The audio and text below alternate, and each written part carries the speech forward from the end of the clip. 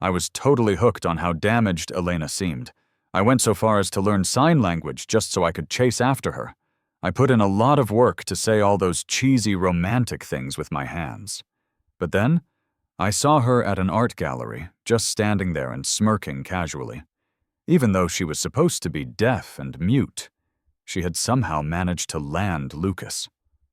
I realized right then that if my brother Lucas ever came back into the picture, she would definitely leave me for him.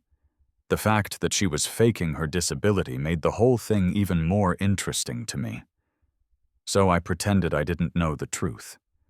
I covered her eyes, turned around, and kissed her friend instead, just so she would hear it happen. I first found Elena out on the street. She was drunk, completely wasted, and looked like she had absolutely no will to live. She was exactly my type. Without a second thought, I took her home. What I didn't expect was that she couldn't hear or speak. Her quiet, expressive eyes looked like something that had walked right out of a painting. I was deeply obsessed with that broken vibe she gave off. To get her to like me, I practiced sign language really hard. The first time I signed, "I like you," her ears turned bright red. Slowly, she signed back, "Thank you." Later on, I learned some pickup lines. Her eyelashes trembled when I used them. I treated her like she was my most beautiful muse. I painted one picture after another, all for her. At an exhibit that was dedicated entirely to her, I showed up quietly, wanting to surprise her. But there she was, standing among her friends, casually smirking.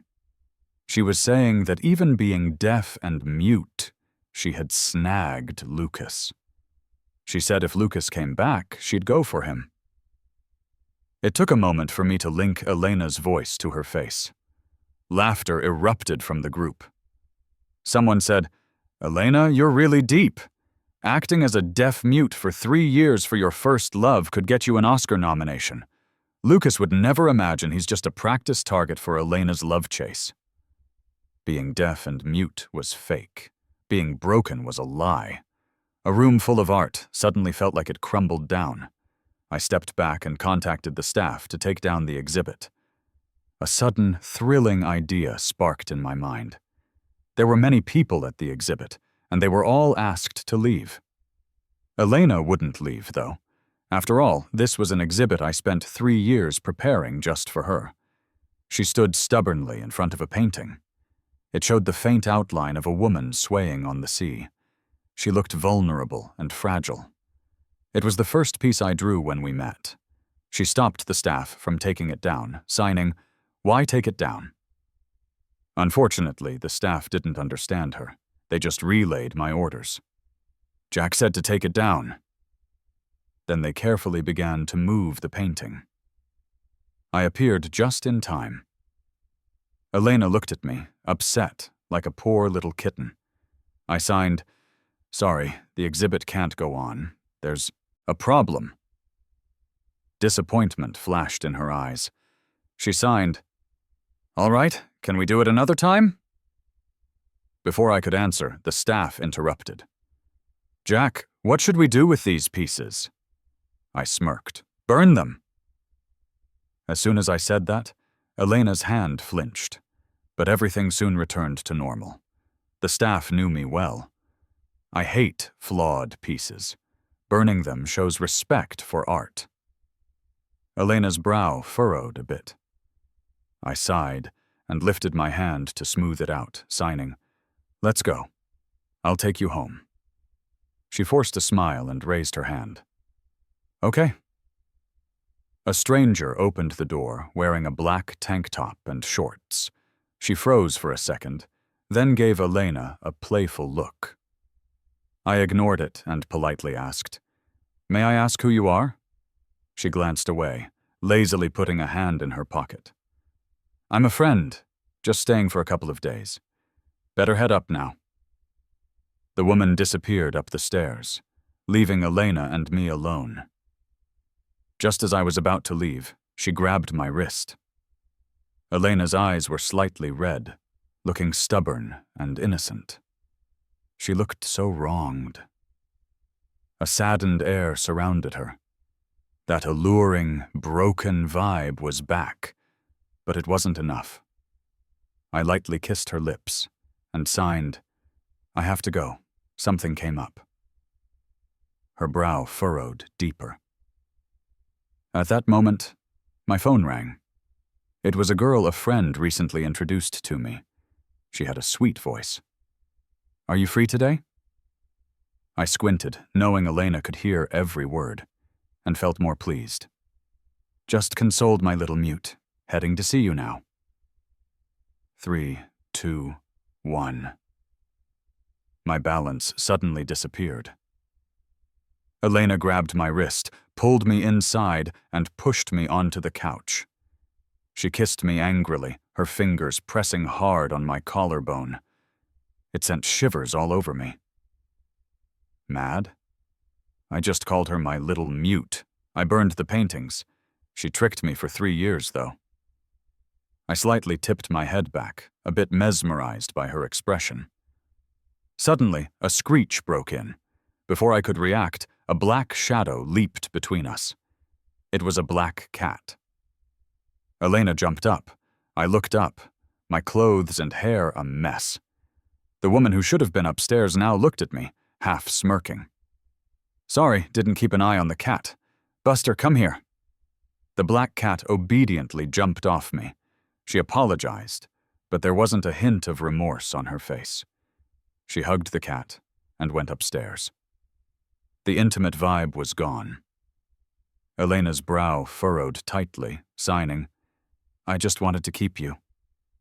She was explaining her impulsive actions, afraid I'd suspect something. I smiled. "But I really have to go. I've got something to do." She didn't stop me this time, just looked down, her face turning cold. "The new girl's name is Chloe.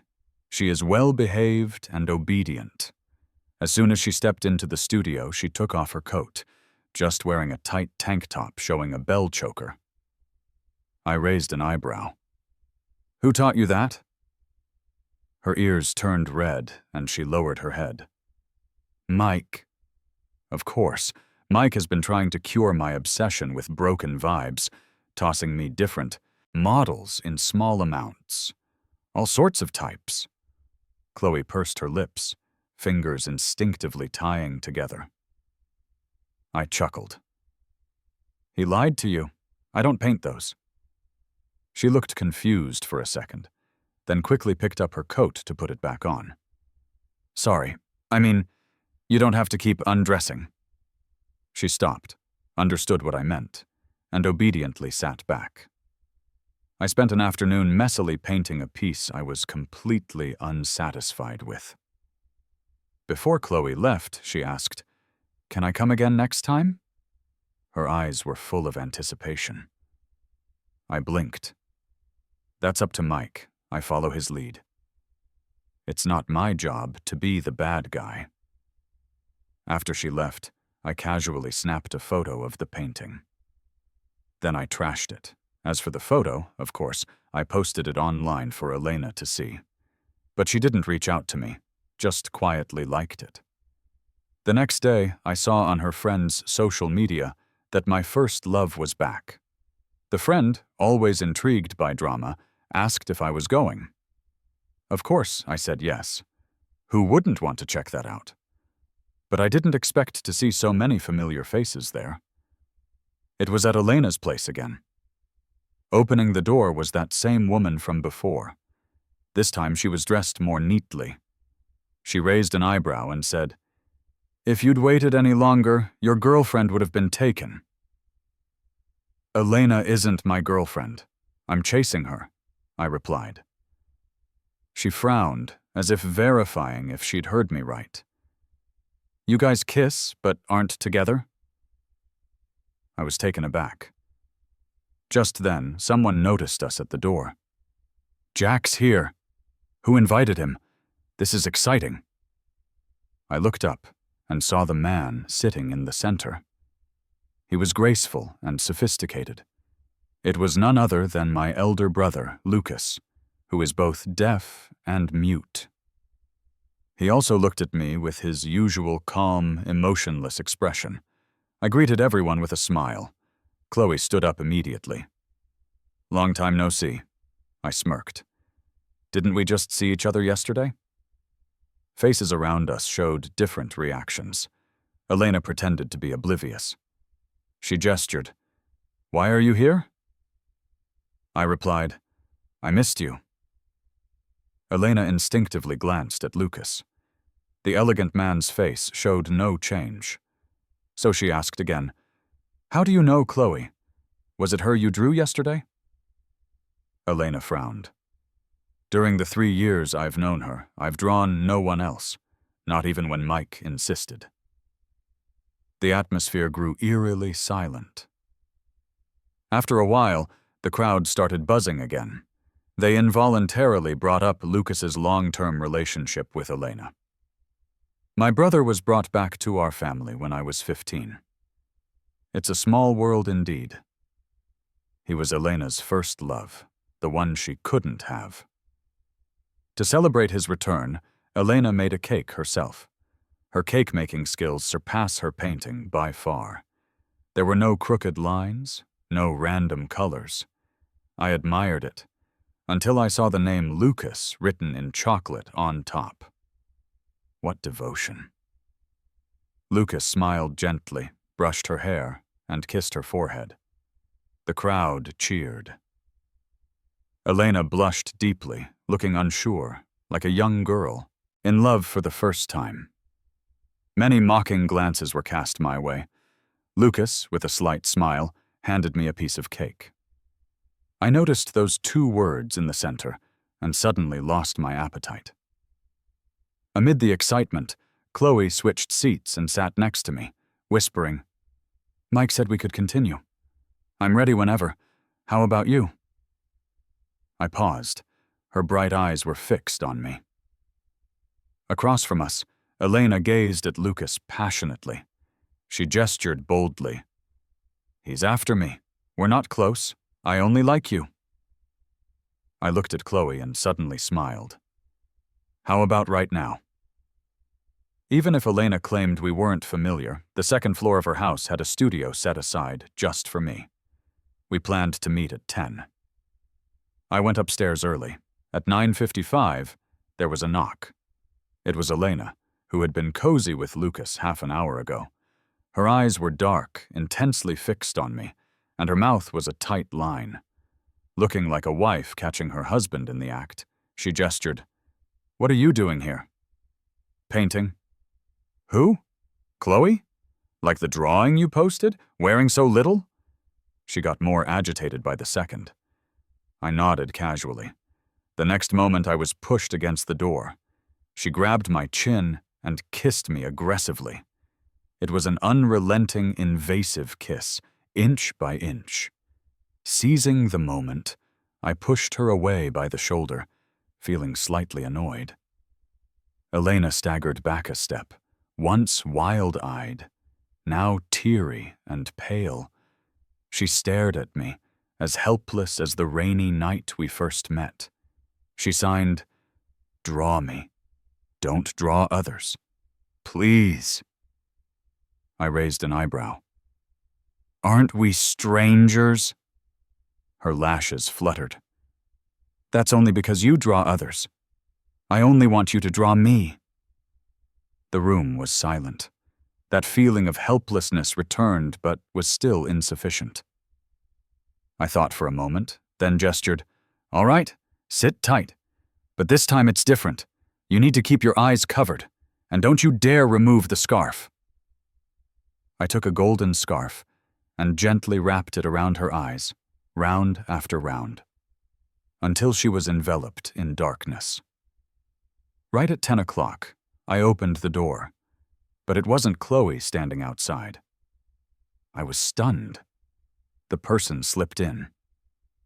"Chloe's drunk. I'm her sister. Draw me instead." If Chloe, by my criteria, was a 5, the woman before me, Sarah, was a 0. Sarah crossed her arms, Her slanted eyes glanced at Elena, who sat across with a straight back. She leaned towards my ear, speaking slowly. "Whatever you draw, she can't hear us anyway." Her tone was ambiguous. The warmth of her breath brushed my ear. My heart unexpectedly quickened. Her posture was casual, a bit arrogant, as if she was no saint. Lucky for her, I'm no saint either. And our ideas probably aligned. So be it. I smiled. The room was dim. I turned on a small lamp at the easel. At 10:05, she slipped off her coat, leaving only a silk camisole, standing before me. "Go ahead." I picked up the brush, but I had no intention of painting. Elena's posture shifted. How long could she endure? By 10:10, Sarah's eyes darkened. She grabbed the unruly brush, pulling me close, seeking my lips. I turned my head. "We're not together, but you're kissing me?" She paused and surprisingly stopped. I chuckled, lowered my head, brushing her cheek with my fingers. The instant our lips met, a quick blink, and we kissed. Elena's fists clenched. By 10:15, the brush was in Sarah's hands. She hooked onto my collar and bit my collarbone hard. "Are you a dog?" Sarah laughed. "Sorry, a bit lighter than." It trailed upwards. Elena's forehead veins bulged. 10:20. Sarah gripped my hand, and the pace quickened. Her slender neck arched, her voice hoarse, calling my name repeatedly. The word Jack slipped from her mouth, sounding especially alluring. Elena couldn't take it anymore, pulling Sarah away. It's like she was completely drained, staring blankly, looking past Sarah, eyes unfocused. Sarah calmly adjusted her clothes, her expression hard to read. "A miracle doctor cured his deafness and muteness. Jack." Elena kept calling my name, her voice dry. I stared at her, a bit stunned, my heart racing. She might have thought I was scared, but I was just amazed at how beautiful she looked in desperation. Finally, the brokenness I wanted showed up after so long. Elena walked slowly toward me, her lashes quivering, her straight back bending. "Aren't you going to draw me?" she asked, pretending not to notice. "Can you draw me again?" She gently brushed my hair, tidying the mess with care. Then she carefully cleaned my hands. Sarah scoffed. "You pretended for so long, couldn't hold it in anymore? What makes you think you deserve to be drawn by him?" The next second, Elena's tight fist swung at Sarah's face. They started to fight, neither backing down. Art supplies scattered everywhere. I watched with interest until they both fell to the ground. Their pretty faces were bruised, blood at the corners of their lips, somehow even more beautiful. I squatted in front of Elena, eyes shining. "Now I'll draw you." Sarah's expression hardened as she suddenly stood, grabbing my wrist and pulling me up. Annoyed, I frowned. "What are you doing?" Her jaw was tight, looking serious. "Do you like her that much?" I softly replied, "She looks too beautiful right now. I have to capture it." Sarah pressed her lips, her eyes cold. After a moment, she let go. "Fine, draw her." She turned and left. The soft closing of the door startled me. Coming to my senses, it was just me and Elena in the room. I picked up the scattered art supplies and was about to start drawing when the door opened again. Sarah walked in holding a black cat, hands in her pockets. Her tone was awkward. "When you were drawing me, she was here. I have to be here while you draw her too." I was about to reply, but she added, "Don't worry, I can pretend to be mute." So it was just us three and a cat sitting in silence. The only sound was the pen gliding across the paper. By the time I finished, it was already noon. Somehow Sarah had ended up sitting beside me. Just an arm's length away, I could hear her soft breaths. The cat was curled up in her lap, snoozing comfortably while she watched me intently. "Haven't you seen enough all night?" I teased. She shook her head, paused, then said, "Draw me too." I looked her over from head to toe. "Nah, not interested." "Why? He doesn't like your type," Elena interrupted, expertly packing up my art supplies beside me. Sarah rolled her eyes. "Better keep quiet. He probably doesn't want to hear you right now." Elena frowned, biting back words. A knock on the studio door followed by someone walking in. Chloe looked at me apologetically. "Sorry I was drunk last night." Then she noticed the other women beside me. "Elena, why are you here?" "Sarah?" Sarah quickly scooped up the cat and ushered Chloe out. "You were drunk last night. I came to check on you. I told you not to drink and you insisted. I'm your sister. I wouldn't let anything happen to you. Didn't I keep an eye on you all night?" Their voices faded as they left. Elena silently resumed tidying up, neatly organizing all sorts of pens. I sighed. Toss it. Whether this place gets trashed or remodeled doesn't matter to me. She stopped. "What do you mean?" "I don't need it anymore." "What about me?" she asked, desperate. "You don't want me either? Why?" She hesitated, then laughed. "Don't you know? Because I'm not deaf or mute?" "Elena, you lied to me for 3 years." She froze, her face turning pale as she croaked, "I'm sorry." I chuckled. "It's all right, just my bad luck. 3 years of loving practice in exchange for a painting isn't too much, right?" Holding her painting, I suggested, "Go find Lucas. He seems to like you too. And if you see me, pretend you don't know me. Your voice makes me want to puke now." Her eyes went wide, shaking her head, fingertips nicked by her craft knife, oblivious to the blood dripping. She didn't speak, only gestured. "I made a mistake," her signs said. "Give me another chance, please. Jack, I love you. I can't be without you. If you don't want to hear me, I'll never speak again." Her gestures grew frantic, blood trailing on the ground. This was the first time I heard her confess love, even though we'd been so close. I gave her a cold look, something flickering in my mind. My eyes fluttered. I wiped at the imaginary tears, my voice breaking. "Elena, I'm truly scared. I stayed up learning sign language, memorizing sweet talk to make you happy. But it was all a joke. Did you forget? Today's my birthday. Thanks for the surprise." She froze, wanting to wipe my tears but didn't dare. She stood there guilty and pained, her lips colorless.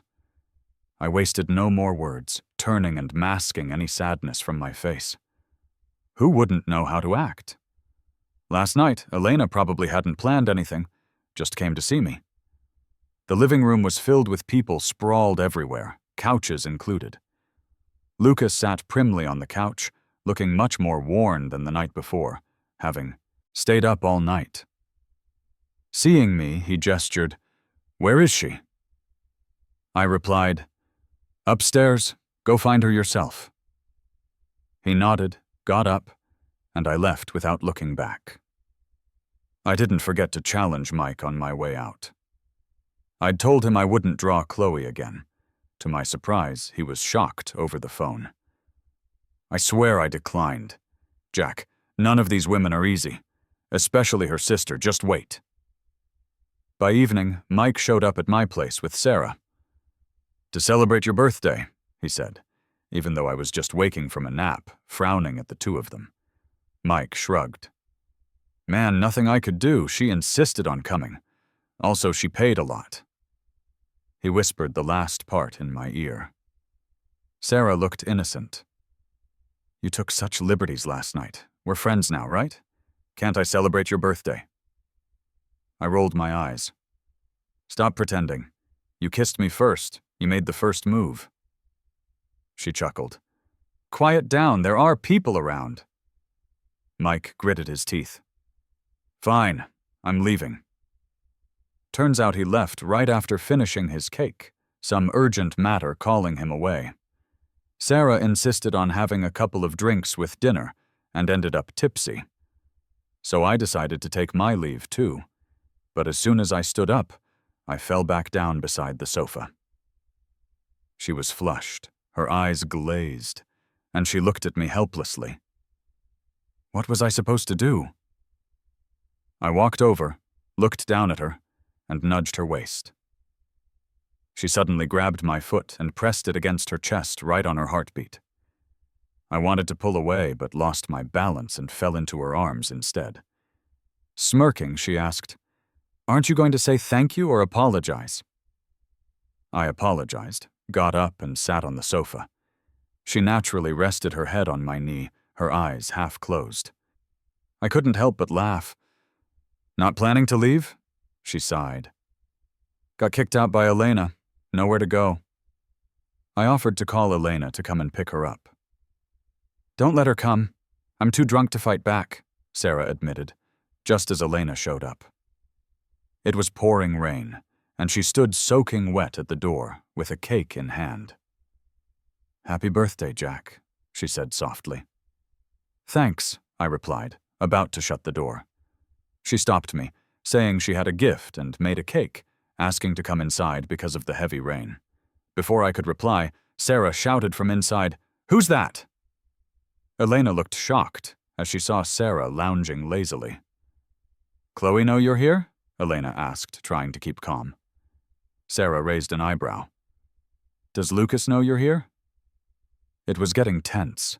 I handed Elena some clothes to change into. Grateful, she went to the bathroom. Sarah pulled me close, questioning if I was training a cat, referring to Elena, or maybe herself. Not answering, she bit my collarbone. Wildcat, I called her. Elena returned to see me on the sofa, noticing the fresh mark on my neck. Nonchalantly, she introduced the cake she made. I cut her off, suggesting she take the cake and gift with her. Elena faltered, then pointed to Sarah. Sarah looked up at me with a sly smile. She's too drunk to walk, I said coolly. Elena looked disappointed, but eventually chuckled hoarsely. All right then. She left with nothing, heading into the rain. I felt a thrill at the thought of Elena crying and regretting in the rain. It was a twisted pleasure.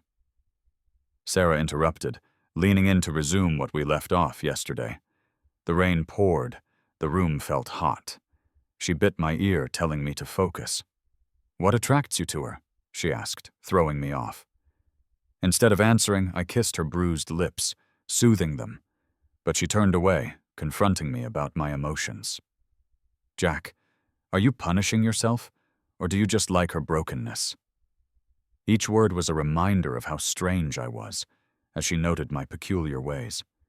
Not showing emotion, my fingers curled slightly, and she suddenly pretended to cry. Red eyes. I can have those too, she teased, a tear slipping down her face. It surprised me, making me laugh, and... Don't act, I said, as she kissed me, the room filled with intimacy. Days went by with Sarah clinging to me, until she suddenly had to leave. She offered to leave her cat, Buster, with me, joking that I might forget her in a few days. I immediately refused. I don't like cats. What about the cat's owner? She asked. No, I stated. She sighed, disappointed. But as she closed the door, I softened and offered to watch the cat temporarily. Chloe brought Buster over, standing outside my door with the cat. He's naughty. If he causes trouble, let me know, she said, eyes innocently wide. The cat ignored her, nudging my leg to be picked up. In front of Chloe's disbelief, I cradled Buster, who looked pretty well behaved. Stupid cat, Chloe muttered, as Buster bared his teeth at her, clearly preferring my company. Perhaps because of Sarah's lingering scent on me, he liked curling up in my lap. Every morning I would wake up to a soft, warm kitten beside me. "Sarah left you," I joked to Buster, promising to keep him. Content, he closed his eyes. One morning, persistent knocking woke me.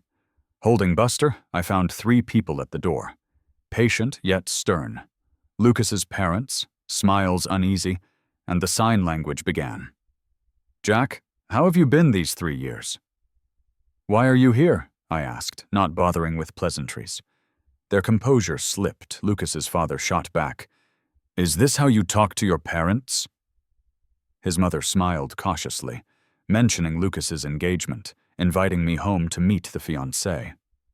I coldly refused, as did Buster. As if reminded, his mother coolly reminded me not to speak while Lucas was around, or keep loud pets. She glanced at Buster, but I held him tighter. Lucas stood silently watching. I realized I didn't remember him from before I was 15. I only knew my elegant, poised mom would turn into a volatile person at home. Even hiding in my room wouldn't save me from her hitting and scolding. Dad was always distant, shooting me cold looks. He'd explain over and over, "We wouldn't have had you if your brother hadn't disappeared." They treated me as a replacement for my brother, but never offered any love. When Lucas came back, Mom stopped speaking and forbade any noise in the house. She'd slap at the slightest sound. Yet she was a doting mother in front of my brother. In the room, she'd beat me until my cheeks swelled just because I refused sign language. The black cat I'd had for 8 years, she poisoned it. Its cold, limp body lay under my bed. I painted for 3 days and nights in that dim room. From then on, I loved the feeling of being broken. We were all mad. All of us. Lucas's mom lifted her finger to her lips, signaling silence. "Just behave." A second later, my door slammed shut without hesitation. Sarah came back and asked to meet at a tea house. When I saw the woman beside her, I was stunned, but I sat down, keeping my excitement in check. "Hello, Wendy." She nodded, smiling warmly. Wendy is the top oil painter of our time, someone I deeply admire. She's 80 and lives abroad. I was amazed Sarah got her to come. Wendy slowly poured tea. As we locked eyes, she silently mouthed, "I missed you." My heart pounded like a drum. I wasn't sure if it was because of Wendy or her. "Sarah, you just landed and are already drinking tea. Not for the tea, I suppose." The old lady glared at her and then turned to me. "Jack?" Artists see the world differently. In the past, I seldom found vivid colors. I rarely painted life because I didn't know how to express it. But today, brightness seemed to creep in. We chatted until dusk, like a full-body cleanse. Wendy touched her white hair, smiling with her eyes half closed. "It's getting late. My apprentice is waiting at the door." As we walked her out, I froze momentarily when someone approached. Our eyes met. Veronica smiled gently. "Jack, long time no see." "Long time no see," I whispered, as her gaze drifted to my side. "Girlfriend?" "Almost," Sarah grinned, raising her hand first. "Sarah." "Veronica, Jack's fiancée." Sarah fell silent. Wendy's lively gaze flitted among the 3 of us, but Veronica soon led her away. Before leaving, she said, "Come visit Grandma sometime." Leaving just Sarah and me in an uneasy silence. "Why aren't you talking?" Sarah's expression was cloudy. "Have you ever seen the other woman speak loudly in front of the real deal?" I grinned, leaning into her ear. Then let's save our conversations for whispers. She inched away. In broad daylight? That's improper. Oh, then I'm off, she frowned. Sneaking around is fine. I walked quickly. She followed step for step. So Veronica and you are quite close? She was losing it. The next day, I visited Grandma. Coincidentally, Lucas's mom introduced Elena to her. She hadn't spoken in a while. Her voice was raspy, full of awe. I sat next to Veronica. Grandma, usually stern, finally smiled. You finally came around. Let me know next time so she can prepare your favorite dishes. I laughed. I love everything Auntie makes. Veronica giggled. Auntie dreads you. You're such a picky eater. It was all peaceful, but Elena looked shocked at me. Lucas's mom noticed and said, Jack, this is Elena, your future sister-in-law. She turned to me. Jack, this is your prospective sister-in-law, Elena. She hesitated. Then she added, Veronica and Jack are childhood betrothed. Maybe you could hold your engagement parties together. Veronica looked at me tenderly. Up to Jack, of course. She was full of emotion, but I suddenly thought of Sarah. I lowered my gaze to avoid her eyes, lost in thought. Grandma soon went back to her room. While taking a breather in the garden, Elena cornered me. She stepped closer. Jack, why didn't you say Lucas is your brother? Why not mention the engagement? Are you playing with me? She bent slightly. Her hair brushed against my clothing. I didn't dodge, just chuckled. What's the point? Did you take it seriously? I paused. Her eyes reddened. Don't leave me. I don't care about Sarah or Veronica. You can have them all. As long as it's you. Her voice cracked. Elena seemed shattered like never before, yet I felt incredibly calm. Jack. I didn't know when Veronica appeared behind us. She usually wore a gentle look, but now she seemed a bit cold. Grandma wants to talk to us, Veronica said. She led me to a room on the second floor. As soon as we entered, the door clicked locked behind us. I don't have time for this. The room's dimly lit and filled with paintings. It's all me. Jack, I miss you a lot. She's behind me, keeping a respectful and restrained distance. I want to have an exhibition for you. Like what? She sighs like she doesn't want to admit it. Like the one you did for her. You're getting sicker. A room full of paintings is proof, she mumbles. We can get engaged first and do the exhibit later. Or we can set up the exhibit at the event. That way everyone will know how much I love you. I raise an eyebrow. You know that's impossible for us. She smirks slightly, but, Jack, we were engaged once. No one knows you better than I do. We're meant to be.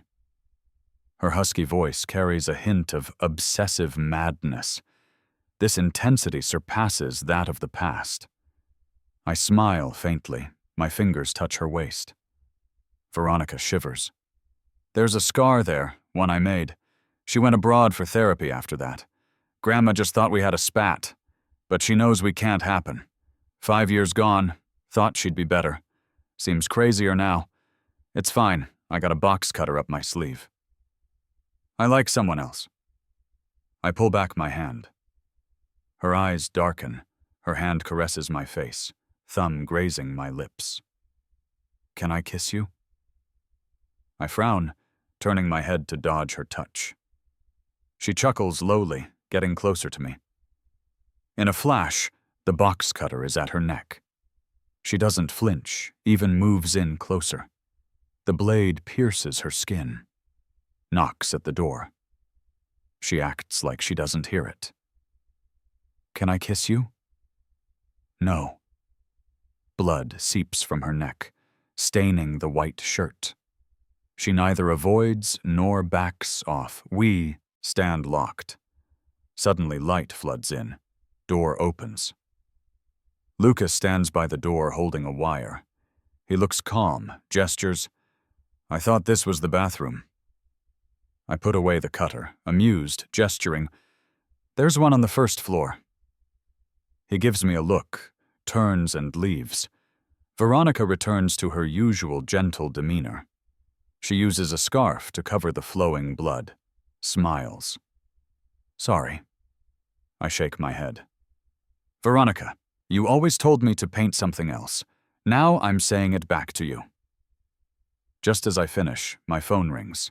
It's Sarah. She's urging me to come home. She and the cat are waiting for me. I chuckle, feeling a rare sense of warmth for home. Elena follows after I leave. Cautiously asks, "Can you paint me again?" I refuse flatly. She's reluctant. Why? You loved painting me. You did it that day at my place, too. He doesn't fancy you anymore. Sarah approaches holding Buster, her tone smug, clearly revenge for what Elena said before. I'm a bit surprised. When did you get here? Buster insisted on seeing you, caused a ruckus at home, she says self-righteously. But the cat sleeps peacefully in her arms. Paint me, she suddenly asks. I smile. Sure. Elena stands alone for a long time, eventually realizing she has lost completely.